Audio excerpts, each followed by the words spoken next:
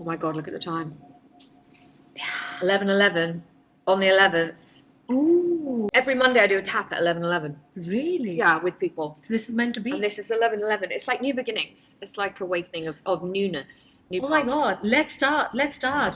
Oh, guys, welcome to Foodhak, Hack It podcast with the amazing Poppy Delbridge. The time is 11:11, and every week, Poppy just told me that she starts her tapping at 11:11. This is amazing. Tell us all about it. Yes, on Monday, most Mondays, I do a tap, 11:11, group of people on my app, and that's what I do, just to start off the week in the sort of correct way. But what is it about 11:11? So 11:11 just for me has always been a way of recognizing that every moment is a new beginning, Wow. because we're really just like a collection of moments, and if in the moment you feel that you're a higher frequency, then you're going to open up new possibilities, new pathways. So I always do it on 11:11. Wow. Yeah. That's so cool. So if you ever accidentally glance at your phone or your watch and it's 11:11, make sure you open up Poppy's app, tapping, and tap at 11:11. Yeah. Okay, so now that we're over that moment, let's start with introductions. Yeah. I started reading Poppy's book this morning.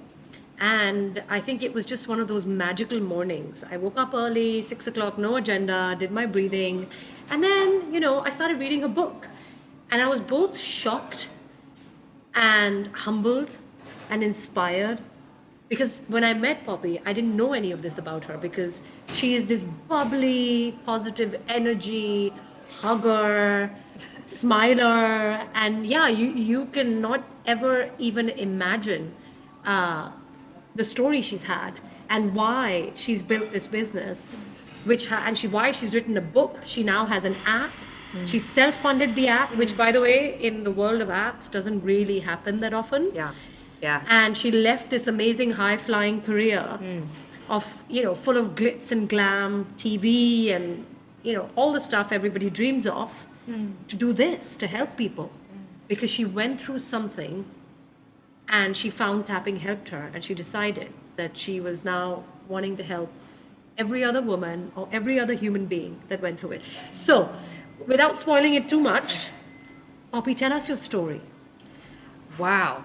And thank you for that lovely sort of like intro. Thank you. Yes, so my story, my goodness, where do I start? Well, I'll probably start when I kind of got the signal that it was probably time to pay attention a bit more to my life. And that was around 2010.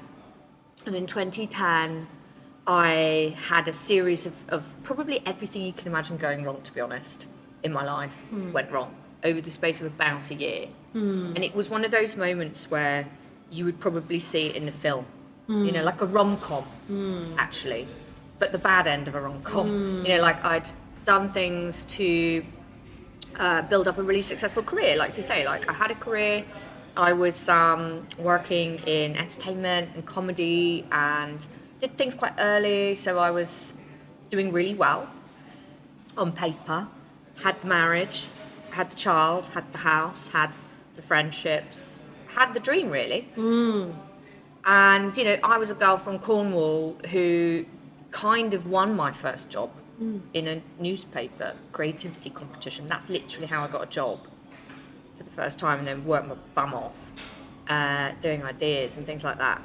Found out I was quite good at ideas, out-of-the-box thinking. And then 2010, I had everything happen to me. So essentially, cut quite a long story short, marriage went upside down. Suddenly everything I knew had gone. And I had to sort of reinvent, redesign what that could be. Would I go back? Would I not? Would I continue with that? Would I not? And then suddenly I was pretty much a single mom. I was a breadwinner then. Everything went a bit awry. My health was the biggest thing that went down. So I was diagnosed with quite a lot of autoimmune diseases, and I just woke up most days feeling like I'd been run over by a bus, to be honest. And then I realised it was something called chronic fatigue syndrome, fibromyalgia, and I was hospitalised because pretty much overnight I woke up and I couldn't really see.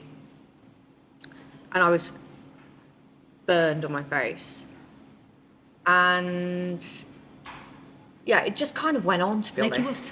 you had burns on your Physically, Wow. yeah. Oh my And then I was under MRI scans, it was pretty much a month off and, every day into eye hospitals. No one really knew what it was. So this was really interesting to me because it was the most terrifying time. However, amongst all this, all I could do at the time was really sort of sit and listen. Because I couldn't see, I had to be in the dark a bit. Both my eyes had gone at that point, so I was they were worried I might be losing my sight. You can imagine what that's like, It's crazy. You're just like, what am I doing? What's going on? It's a shock. It to was the a nervous shocker. system. Yeah, the whole thing just went pew. And now I look back and I see it was completely interconnected, and it was my way of reawakening to who I really was. And I started to get into listening to a lot of metaphysics, a lot of very interesting books on neuroscience and quantum physics and all of that back then, and I was already into it a bit, but that really took me deeper. My mum got me into tapping, firstly, just to manage the stress of having to continue to go into work and do all this stuff and cope with it. And I rebuilt myself, really, in that time frame, and I got the bug for what I do now. And then after tapping for quite a long time and using that and becoming secondarily obsessed with it, sort of like 2016, I knew that was what I was meant to bring out to the world. It sounds, when you hear people say it, you do think it sounds a bit corny, but I just knew that it was my thing, like with you and food as medicine and this, it's like you go, oh, that's it, it's that. So, fast forward a little bit longer, I followed that nudge, I followed that passion, I followed probably a hunch when most people really did think, what are you doing? Why are you giving up this big career? By that point, I was like, it was a job of dreams, really, to be honest, and I loved it. There's nothing wrong with it. So I resigned, and then I started working, like you say, mostly with women. And I was interested in women who had high-pressure careers or high-pressure roles or were interested in changing their life, cusp energy, where it's like, oh, I could go this way or this way because I'd done it. And I was interested in burnout, stress, and how people can look after themselves, well-being, through the mind and restructuring the mind. So that's what I did. And then tapping kind of grew out of that. And then rapid tapping was born out of that to make this thing called tapping accessible every day for people like you and I, zipping around, moving around, loads of stuff to do. And, I'm a practitioner now of kind of quite deep trauma-informed work as well, which I love to do with people as well. I do that. So I do a real mixture of all the stuff now, and then wrote a book on it, and the rest is history. But your real calling is helping people. Yeah. Because you kind of found a way to help yourself. Because I think sometimes I come from a life sciences background. Yeah. Spent all my life in that career. And I think sometimes when you have unexplained physical conditions, medical conditions, like yours, just sounds completely out of the blue. It sounds crazy, actually. It just sounds almost unbelievable to wake up one day and not be able to see. Yeah. And have burns on your face. Yeah. It's actually your traumas. Yes. That are coming out in the physical form. Yes. Which is just crazy. And I think if you probably know this better than me, but I have actually spent a little bit of time looking into this, and the conclusion I'm coming to is that unfortunately in this life, the incentives are such that your traumas push you to try and do more, so you can earn more, earn money, earn respect, earn love, because people think love is earned, but actually if you think about it, love is not earned. Love is unconditional. Love is just being, not doing. Yeah. Yeah? Yeah. But This is why you were in this high flying job, because why you? Why were you on TV? I mean, everybody wants to be on TV. Well, everybody wants to be, a celebrity. Why you? Because you clearly, those traumas were driving you, where you were trying to prove to yourself, the world, and trying to earn the love and prove that I am worthy. Unfortunately, that's how incentives are. That's why if you look at the biggest businesses, the biggest entrepreneurs, or the most successful lawyers, or the most successful TV celebs, they're trying to prove a point because they're probably traumatized.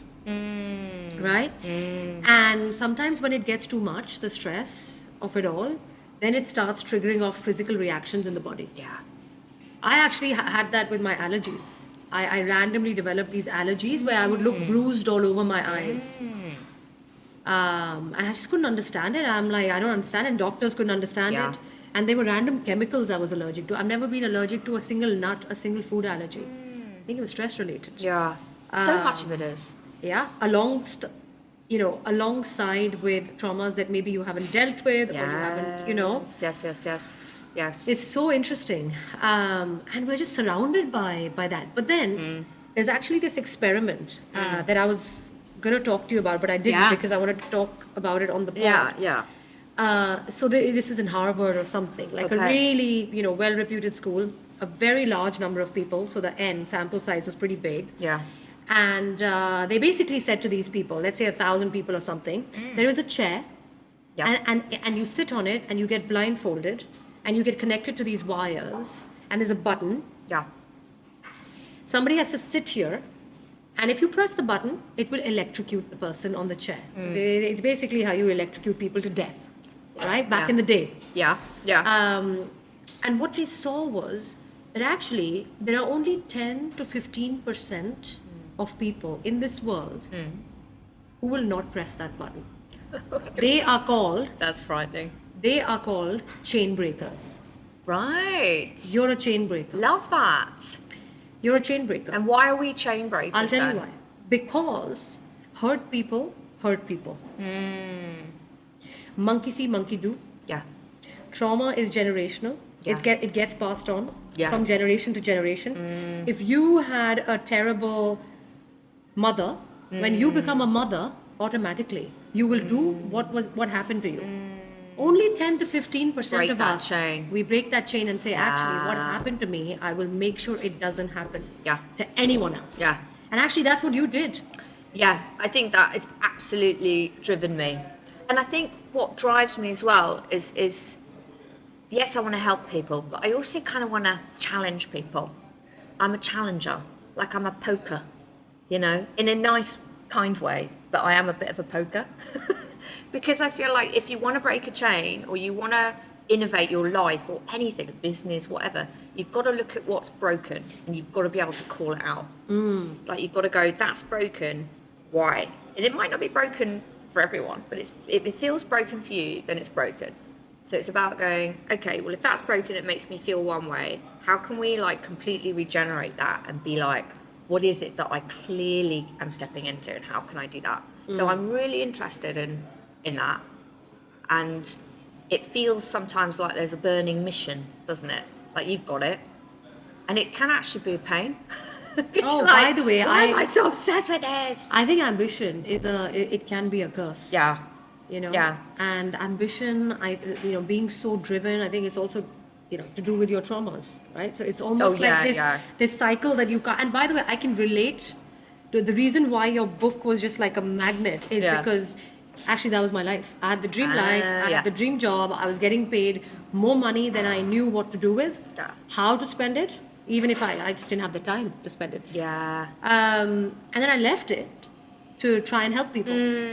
Help people with their nutrition choices, help them understand food as medicine, help them understand that food can be tasty and be done in a different way, help them get food intelligence on their fingertips, right? Through an app, through surrounding them with food products. So very similar stories. It is actually. And a big part of that is education, right? Yeah. So tell us, big time, what is tapping and what is the science behind tapping and how does it help us? Yeah, totally. Yeah, education is huge.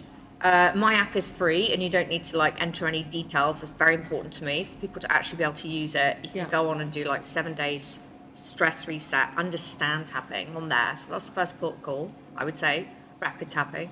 Tapping itself, so different forms of tapping. I'll sort of share where it came from because that kind of, I think, is a really exciting story. So back in around about 1980, there was a psychologist, Dr. Callahan, and he was a sort of talking therapist, American. And he was interested in all sorts of different ways to heal people, help people, create change, but from a psychological perspective, but also an energy perspective. So he was interested in acupressure. And what he started doing, just literally by chance, was kind of working with clients, like long-term clients, and sharing some of those points, right? So we call them energy points, ends of the meridian lines that sort of run through you. If you stimulate those, activate those, literally tap those, do some energy techniques, perhaps is it possible that it creates a harmony back and allows stagnant energy to begin to flow again? And what happens if you combine that with evoking emotions, psychological techniques along the lines of therapeutics and, you know, neurolinguistic programming and ways that we can use our own brain and mind to kind of, so he wanted to combine the two, which he did. And the first time he did that was with a client of his who was phobic. So lots of people know tapping for phobias, you know, like she was scared of water. Very debilitating. I work with a lot of people phobics. I was phobic of dogs for a long time. Worked with a lot of people with deep trauma, but also phobias. And essentially he started doing some tapping, but he was tapping under the eye. And she suddenly had a kind of physical reaction. And long story short, that was it. It was gone from that point onwards. And, you know, this guy then sort of like, you know, created his algorithms and then started teaching it. Someone underneath him then started kind of simplifying it in some way, shape or form to create one sequence. Gary Craig, who you might know from EFT, emotional freedom techniques, which I'm a practitioner of. And then, yeah, I suppose my next thing with tapping is how can you use it to tap in and tap out? So, okay, we know we can use that to tap out things. So release trauma in some way, or, you know, change the way we think about things, get rid of limiting beliefs and all of that. But what happens then? And we know it's good for stress because that's clinically proven. There was a study in 2019. It proved that it reduced stress or cortisol production by 43%. Amazing stats on that. And we know it can do that. But I'm interested in then when you do have that kind of neutrality, that like level playing field, and you're not absorbed by the trauma of whatever it is. And trauma can be tiny, as you know. It can feel like it's small, but it's still trauma for the person that experiences it. When you're free from that, then what? And I'm really interested in that possibility, potential, creativity. So I'm now interested in self-tapping. So I'm really pushing that movement of like, how can you not just come to me as a practitioner? How can you do it yourself? So that's what I'm all about. How can you do it for 5 minutes, 2 minutes, 60 seconds? And how can you tap in to a state of being that allows you to change your brain patterns, neuroplasticity? Like, we know it works. If you do something on repeat and you visualize something, we know it works. Why are we not all doing that all the time? And we know that the tapping reduces any stress. So if we do them both at the same time, what happens? Like, it's kind of possible that maybe we could start to feel calmer, but then at the same time energized. Interesting.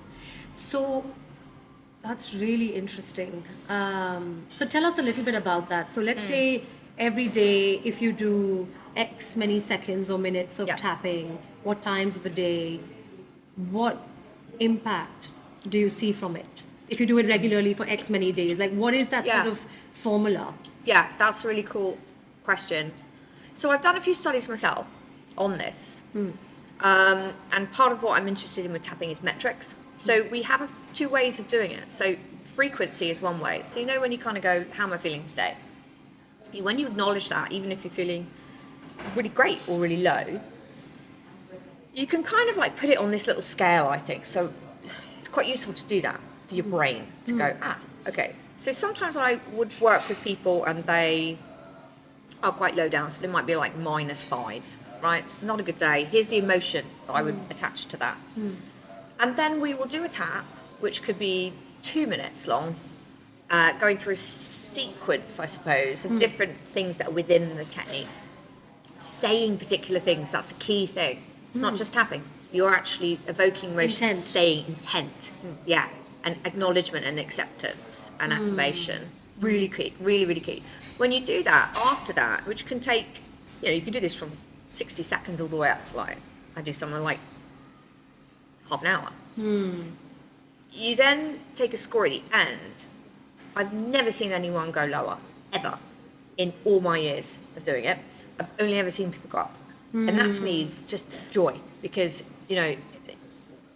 what happens is your mood increases, and that's just the best. So we did a little study, and after one tap, 96% of people felt better. Their mood increased. So at the very least, you're becoming calmer, letting go of stress, letting go of overwhelm, and bringing yourself up into the intention of what you'd like to create for the rest of your day. So it's daily, really, like anything, it's daily routine. Interesting. So even like, say, 30 seconds of daily, like after you brush your teeth, right? Like, you floss. Yeah. Takes you like a couple of seconds. So even like 30 seconds of just tapping. And does it have to be a particular area? Yeah, it does. So they do correspond, if you look back at it, and a lot of the studies, they do correspond to energy points or ends of the meridian lines. There are particular sequences to follow, for sure. And you can, and of course, it's psychological, so you are using particular wordings. But it's quite hard to remember what to say. That's why I did the app, really. So the app actually teaches you? Yeah. Wow. I guide a little bit, with just an audio and videos. Right. And teach you how to do it yourself. That's really, it kind of makes sense, because I think now there are enough studies proving that like manifesting without a process is not really going to do you much good. Exactly. It's well known that manifesting, intent, doing it regularly, all of that's very helpful, but there has to be a process. Yeah. So I guess tapping is one of the tools in the toolbox. Yes. Right. It's effective. I'm the same as you, right? Because a lot of people know me for manifesting, my books for manifesting. I work with people to manifest, but you can only manifest to the limits of your belief system. If your belief system is absolutely bang on aligned with something, e.g., I'm going to get a great job, e.g., I'm going to make loads of money, e.g., I'm going to have a great love life, cool. You're going to be able to visualize, do all the stuff, and you're going to be able to like connect with that. But most of us are not. And so then you need to look at the science-backed stuff, where you're working with your whole ecosystem as a human as well. So that's where the tapping I have found really good, because I did this myself with the love life. And I also did this with my second career, like this career, like business building, because I knew there were certain things I was a bit, am I confident enough of that? I don't know, like, can I do that? So I would change the belief. Then that's manifesting. So when you tap, you are not just using it for stress, you're actually using it to build beliefs in certain areas that you might require to feel worthy, confident, ready, all of that. So let's rewind back to that time when you had these eye issues, like you were practically like couldn't see. Yeah. And you had these burns on your face, and NHS doctors couldn't really figure it out. Yeah. And then you went and see your mum in Cornwall. Yeah. And she taught you tapping. Yes. And so then what happened? So you started doing that, and then what was that process of healing like? Because now you look fine. So obviously you've healed. Yes, yeah. From the physical. So tell us about that. Yes. How did that correlate into helping you? Like what happened? Yeah, it was really amazing. So it was a process, right? Like you say, I wouldn't like to say it was just the tapping. It was what I would call a sense of tapping in to explore all the options that were available to me. And tapping allowed me, first of all, just to kind of connect a bit deeper with myself, rather than just have a quite survival syndrome response, because we're all in survival syndrome. We all have to really make an effort to not be, because that's the way the world is. Like, we're like, bang, here we go. I wake up, I've got stuff to do. I'm probably in my reptile brain, which is the amygdala at the back is what we work with in tapping. A small part of the brain, which is fight or flight button almost, which is essentially what becomes chronic stress, which then leads to chronic inflammation, which then can lead to all horrible things, depression and all of the rest of it. We'd want to switch that off. So the first thing it ever did for me was it switched off that kind of survival panic mode, and it allowed me to just breathe, take a moment, see things a little clearly, literally from the brain. I'd moved forward into a different perspective, and I thought, do I want to rebuild this marriage or not? And I think the tapping allowed me, because at first I was like, I don't want to do that tapping, Mum. I'll be like, Yeah. I just want to think myself out of this. Right, that's what I was like back then. I was smart, right? So I was like, I'll just think myself out of this. Fine, no problem. I can deal with it. I think I needed it to kind of break me down a bit, to go, hang on, what do I really want from the heart? So it allowed me to connect to the heart, which was really interesting at the time. And so I started using it daily just for the stress at first, which it was brilliant at. I felt myself building up in confidence, being able to think clearly about my desires. And then I was doing it kind of myself, but very quietly, every day. And in terms of the I, in all of that, and my health, one of the key tools I used at the time was visualization.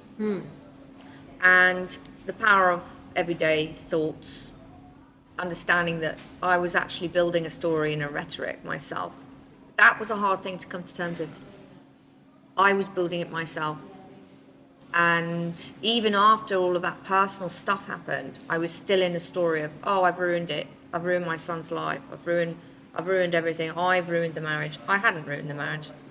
But I think so often working with even massively successful women, we do sometimes tend to go inwards and go, oh no, look what I've done.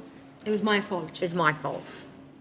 And the tapping just helped me to come to terms with it, because I was speaking a conversation with myself. And I like to think about tapping as a conversation with yourself. Almost as third person, you can see the situation. That's right. Yeah, in a clearer way. And sort of objectively. Actually, it wasn't my fault. Yeah, you just see a slightly different perspective on it. And coupled with a lot of other practices, which I was interested in and then trained up in. I'm also trained in hypnotherapy, all sorts of things. I love the way we work as humans first, and then what I also love is the way that we can connect with possibility. So interesting.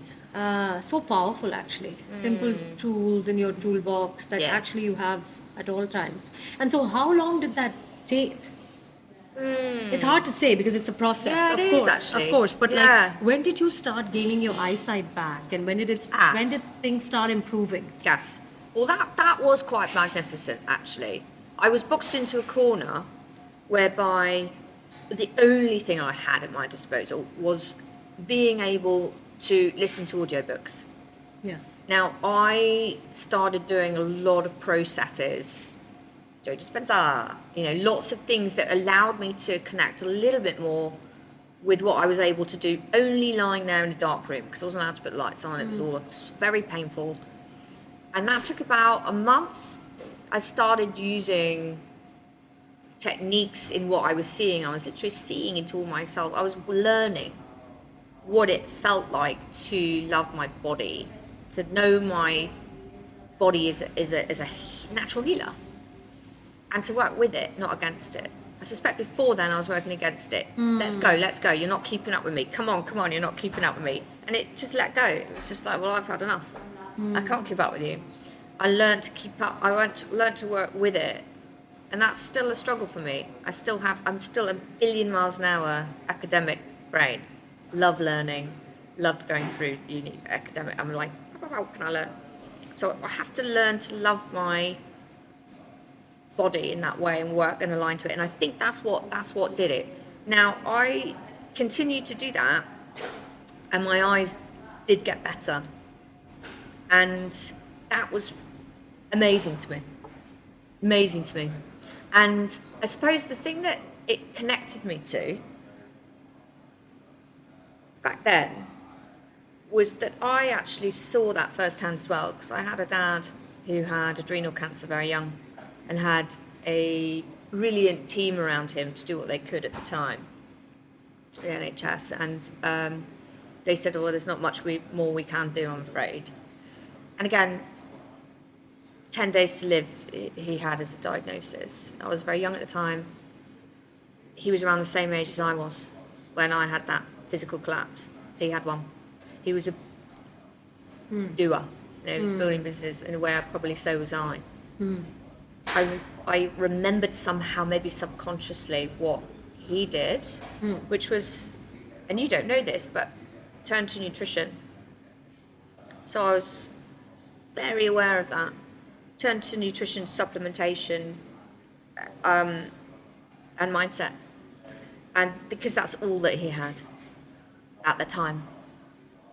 And he surpassed the 10-day diagnosis by nearly 20 years.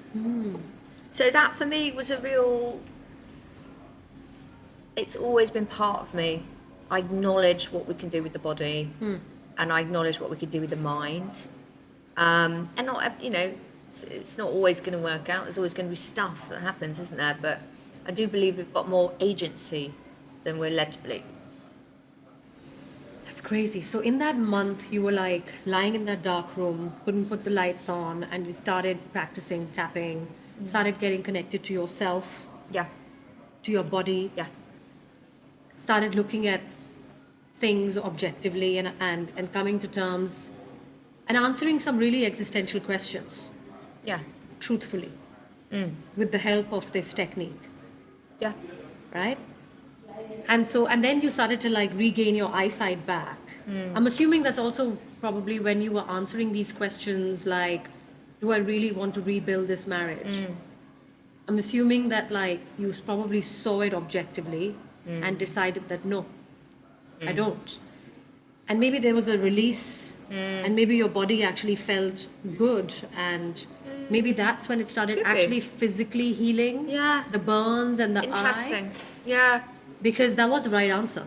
You were just trapped in it, right? Like you were saying, I was trapped in it. I made that life. Yes. And then you blamed yourself for breaking that life, and then you practiced tapping, connected with yourself, looked at the situation and said, actually, it wasn't my fault, and actually, I don't want it again. Yeah. I don't want to put myself in that position again. And I think your body probably felt protected, Yeah. and maybe it healed. Who knows? I mean, I do really think there's just such a power. I mean, the body, mind, the mind, body, And soul. and soul. But of course, because it's all from the soul, isn't it? No, but you forget about the soul. You torture your soul because you are like, it was my fault. Yeah. That's the Your human soul's response. That's the human response. Yeah, that's the human response. And that soul first living, I suppose, is what I grew up with. I always was interested in it. I always had it. And I still had it all the way through. I mean, people thought, when I was in TV, they were like, oh, it's Poppy, she's the happy one who's like, talking about spirituality and manifesting, because I was doing it since I was 8. I had affirmations on my little mirror. My dad taught me how it all worked. And so it was like so important to me. I knew I was a soul first liver, but I had got stuck in a life of like human obligation. Doing. Yeah. The more you do, the more you earn love. Yeah. The more you learn respect, the more you earn money, the more you earn love. Yeah. Love is not earned. Yeah, it's a frequency. We are It it. just is. Yeah. Yeah. Like it's Totally. like your son. You look at your son. Yeah. Yeah. If he ends up winning the gold medal, is that going to make you love him more? No. If he wins no medal, will that make you love him less? No. That's love. That's love. But you don't give it to yourself. Yeah. Well, I certainly do now. Absolutely. I'm on like a love brigade for us all now. And like, tell us, Yeah. like, what happens when you go on a love brigade? So, like, so I, hopefully, I think people looking at this, we have Yeah. a big female audience, by the way. Yeah. And the reason we do this is, we believe in alternative medicine. Yeah. Food is one, sleep is one, music is one, tapping is Yeah. one, like Yeah. basically frequencies, right? Yeah. And tapping into this toolkit that we have and putting a toolkit together for people and realizing that we live in a toxic world Yeah. and there are loads of things you can do besides Western medicine and Western food and toxic chemicals, to actually rebuild yourself and be a better version of yourself. This is why we have this Yeah. podcast. It's not monetized or anything. Yeah. And so the community that we have is a lot of females actually, like Nice. you and me, Yeah. and all types. All of us are different. Yeah. Right. Yeah. What makes you happy might not make me happy, Yeah. and vice versa. Right. Yeah. Yeah. So hopefully, like this would have, pushed some of them to actually download your app, read your book, and maybe just start 30 seconds of tapping. Yeah. Right. Yeah. And then, because that's healing. Yes. And that's connecting to yourself. Yes. Right. The soul. Yes. Seeing things objectively. And realizing sometimes maybe it is your fault, but sometimes it's not your fault. Yeah. Right? Once you've tapped in for that, and now you're on a love brigade. Yeah. And you mentioned earlier on that what you love is when people get here to this point, Yeah. right? Where you have a relationship with self. Yes. That's when the real creativity starts and you love harnessing that. So tell us a bit more about that.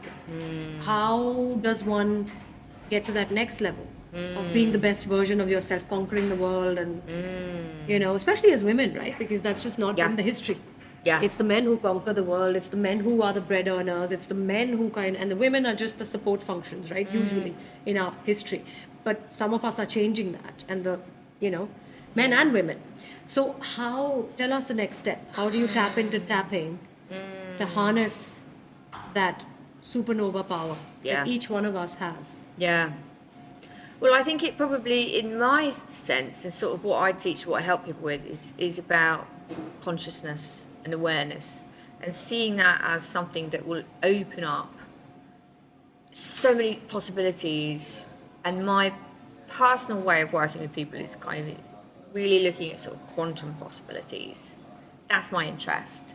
So What's quantum possibility? well, for me, quantum possibility is understanding that there are different layers of consciousness, right? So I talk about this a little bit in my book, and this is just my own belief, and this is how I work with energy. I'm an energy worker as well as tapping. Tapping is a form of energy work. My way of doing that is through this sort of quantum selection, bring it in and let's go. That is where you start to create things that you thought were completely impossible, because they are impossible. If you think that this coffee cup is just it and that's it. When you think that this coffee cup is actually energy, and you're seeing that if you did look at it in a different way and you had the perspective of seeing that under a microscope and seeing that that was just tiny little energy and particles, and you learn about things like observer effect and very key principles within metaphysics, which is my own personal interest, you start to notice that what we think is the edges of our creativity is just the start. And love for yourself begins with self-love, and it begins with changing some of those subconscious beliefs you've had since you were young, and that is totally doable in my world. That's totally doable. I've seen people release from horrible old things that have happened when they were young and just have kept them in trauma. I love to see people release into the next level of that.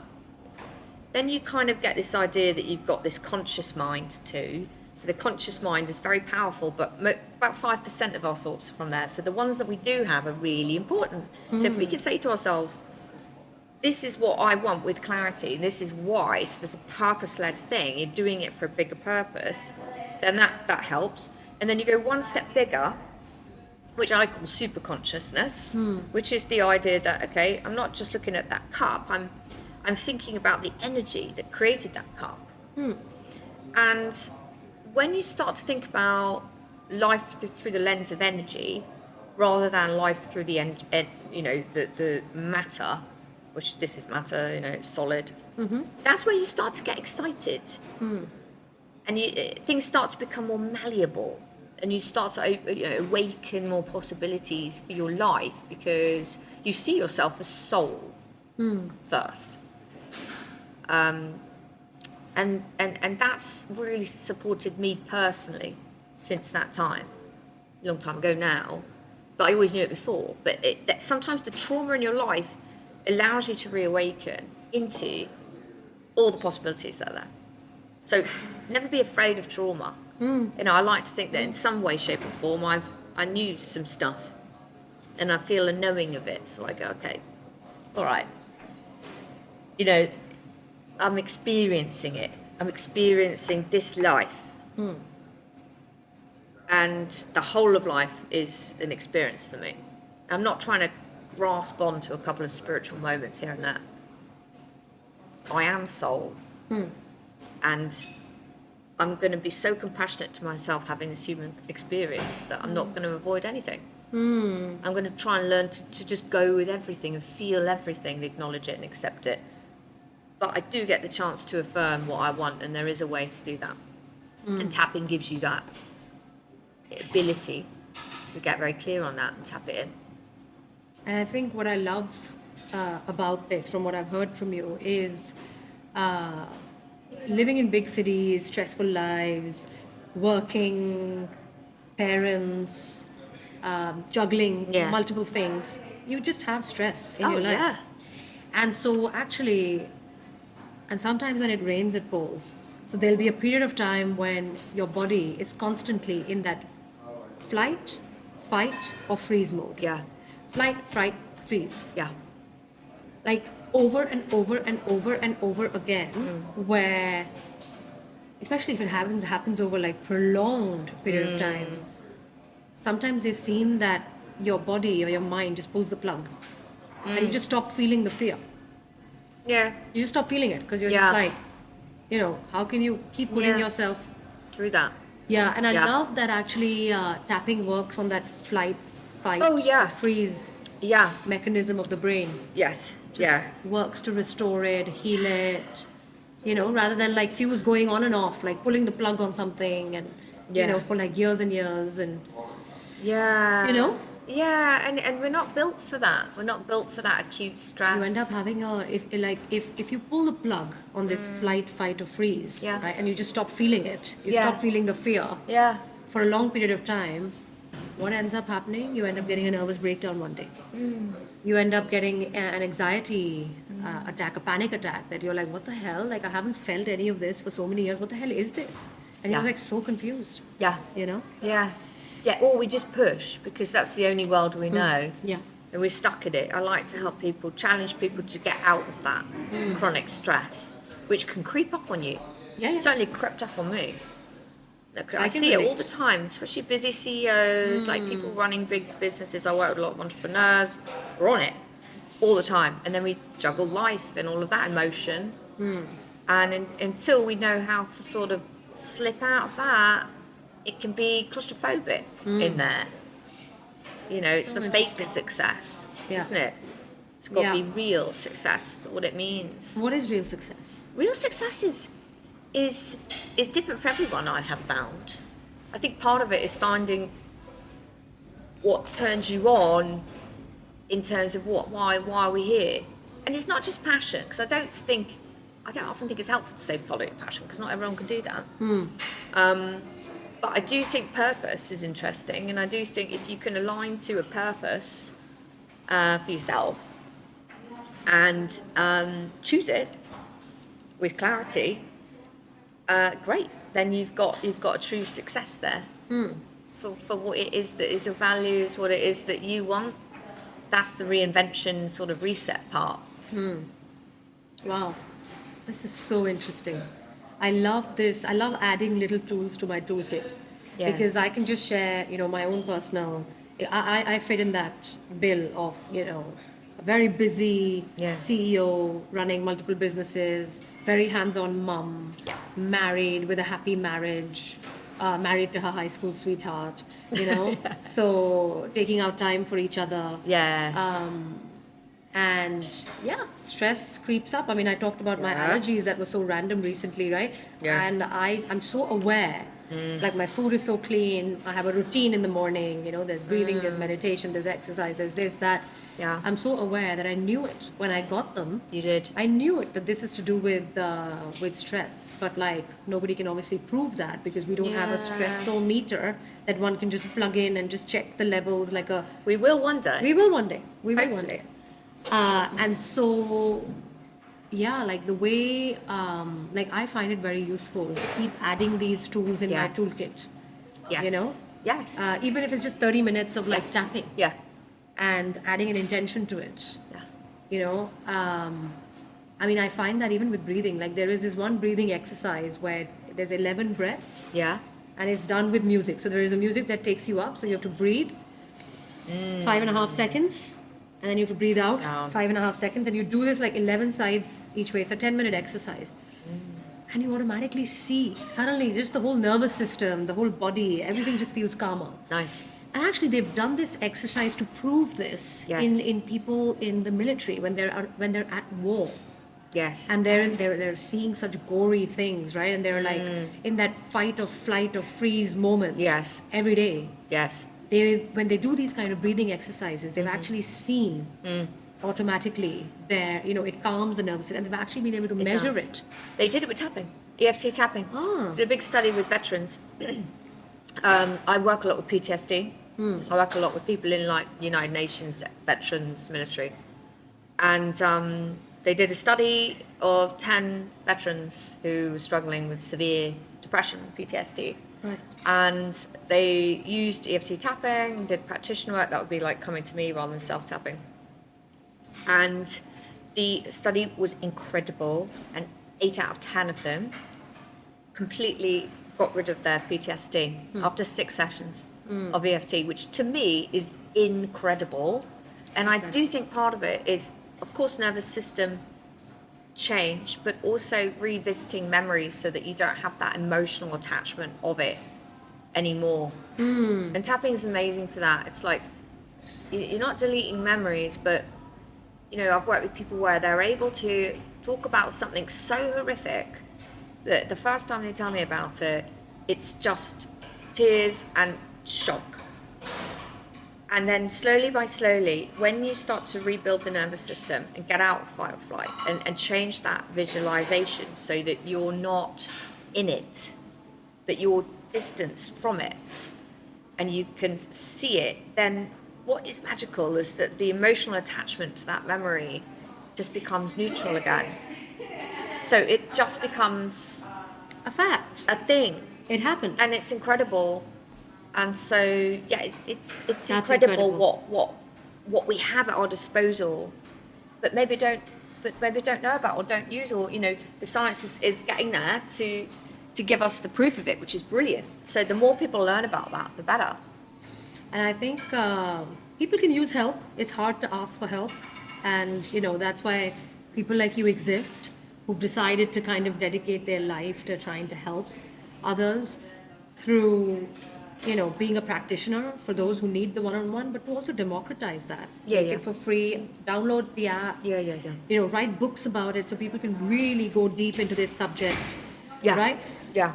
So tell us where to find you on all the different channels that you're spreading this love on. Okay. So first port of call, I'd say get and learn how it works for the daily tapping. Yeah. So that's rapid tapping. Search it on, Android or iPhone in the App Store, rapid tapping. And then after that, get my book, Tapping In, which is about how you restructure beliefs using tapping to manifest and create new things. And then, just my website and stuff, Poppy Delbridge is where I hang out. I'm on Instagram a lot, Poppy Delbridge, rapid tapping on there. And I do a live tap every Monday, which is nice, on the app, Oh, which is a great community. So everyone hops in and I do a quick 10-minute tap. And we have a tap every single day with rapid tappers, I guess, who I've trained up to also share. And I love that. That is my joy. What time do you do that? 11:11? All different times, Oh, but different mine times. is 11:11, yeah, on Mondays. Ooh, I'm going to make sure that all It's of us fun. at Foodhak, Yeah, it gets you going. on a Monday morning, 11:11, I'm going to have an alarm there. We all Nice. tap in. Yeah, see, for 10 tapping. minutes. That's amazing. And you feel like, ooh, yeah, ready to go. I mean, I'm always ready to go because I'm always tapping. It's always why, because I'm constantly like on it. That's amazing. Yeah. Wow, this has been so amazing. Like, you're making me want to do this. And yeah, just liberating and healing. And it's just amazing. I'm so inspired to meet chain breakers like you who have decided to help others. Thank you so much. Thanks for having me. No, thank you for taking out the time to come course. here and to share this. Thank you so much. Of course. Thank you for listening to Hack It. I hope you enjoyed the insights and stories that we shared today. Are you hungry for more? Follow us on Instagram at The Food Hack. That's a hack without a C. Or subscribe now to be the first to hear about our next episode when it drops. See you next time.